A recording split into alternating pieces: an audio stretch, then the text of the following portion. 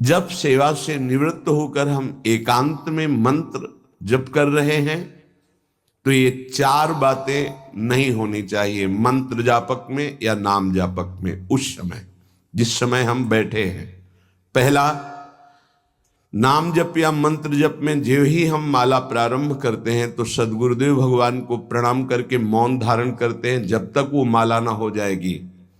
अत्यंत आवश्यक होने पर भी माला पूरी ही करनी है, तब बात करनी है मंत्र जाप में। ये नियम होना चाहिए। अगर ऐसा नहीं है तो फिर माला पुनः आपको प्रारंभ करनी पड़ेगी, उसे पूरा करने। बीच में रोक कर बात करके फिर आगे, ये नहीं चलेगा, ये दोष माना जाता है। माला पूरी होने तक वार्ता नहीं हो सकती। बोलना बीच में, पहला दोष। दूसरा, इधर उधर देख ऐसे माला जपने, मेरुदंड सीधी, नासाग्र दृष्टि ऐसे। जिसे नींद आने की संभावना है वो आंख मूंद के भजन करने मत बैठे। नहीं, कंबल या शाल ओढ़ा, आंख मूंछ ली तो माला छूट जाएगी और आपका समय व्यतीत हो जाएगा नींद में। ऐसा प्राय होता है। कठोर आसनों पे बैठ करके नींद ना आवे इसलिए नासाग्र दृष्टि रख के जप किया जाता है। उस मंत्र का ध्यान करते हुए आंख खुली हुई, बार बार पलक झपकना ऐसे ऐसे, ये नहीं, नासाग्र दृष्टि रखते हुए मंत्र जप करते हुए बोलना नहीं। जैसे 11 माला का नियम दिया है गुरु मंत्र का, तो जिनकी विशेष विशेष सेवाएं हैं, जब आपको समय मिले, जितना मिले अधिक से अधिक आप मंत्र जाप करें।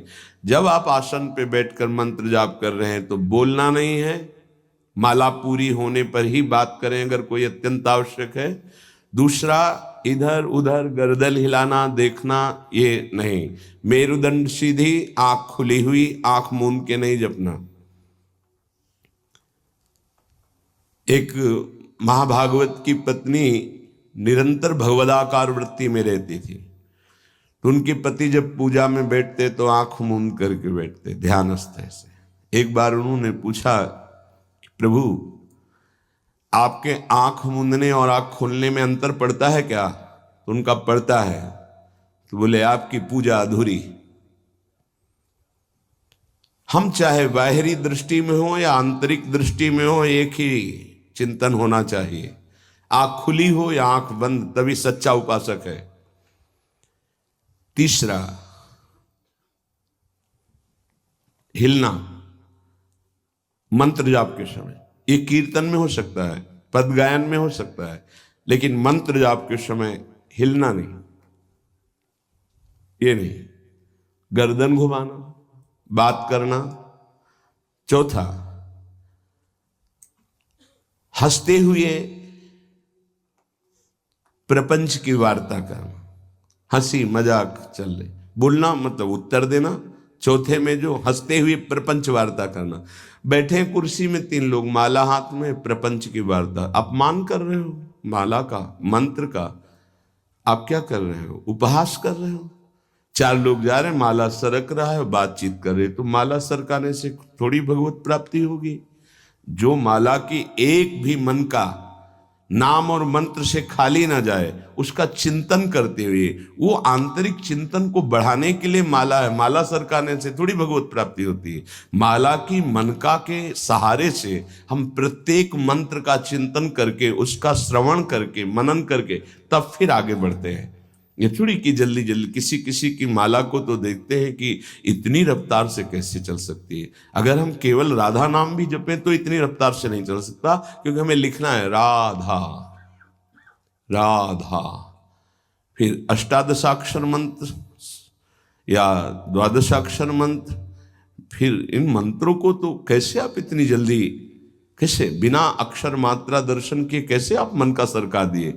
11 माला बहुत होते हैं। अगर जिस पद्धति से कहते 11 माला कर लो तो बहुत जल्दी मानसिक सिद्धि प्राप्त हो जाए। सामने मंत्र लिखा हुआ है, हर बार नवीन मंत्र की रचना कर रहे हैं। हर मन के पे, एक मन के पे पूरा मंत्र लिखा, फिर एक मन के पे पूरा मंत्र, फिर मन। देखो मन कहाँ भाग के जाएगा, मन निर्विषय हो जाएगा। सच्चिदानंद की तरफ दौड़ पड़ेगा मन। जब के समय किसी को उत्तर देना, इधर उधर देखना, शरीर को हिलाना, हंसते हुए हंसी मजाक वार्तालाप करना, 4 बातें जप में निषेध है। जब काले न भासेत नान्यानि प्रेक्षे